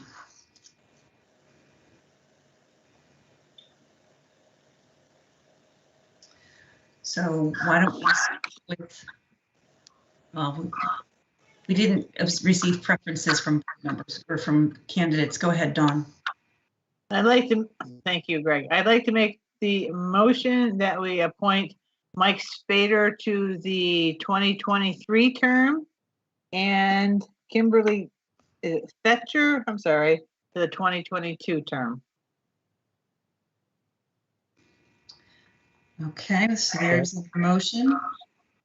Is there a second? I'll second that. Thank you, Vince. Any further discussion? All those in favor, please say aye. Aye. Aye. Opposed? Okay. Mike and Kim are the new members of the Conservation and Trails Committee. And the EDC seat is one seat that expires June 30th, 2023. Can I have a motion?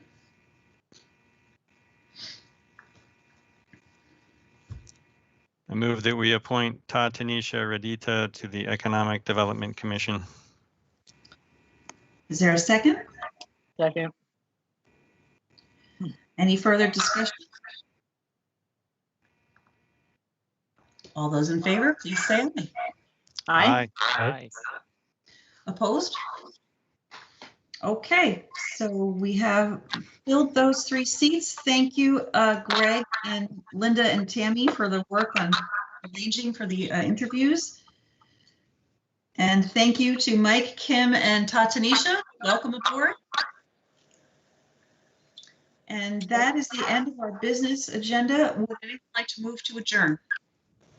So moved. Thank you, Dawn. Any seconds? Seconds. Okay. All those in favor, please say aye. Aye. Aye. Aye. Opposed? All right. Thank you all. Have a good evening. Thanks, Good Elaine. night, You too. everyone. Aye.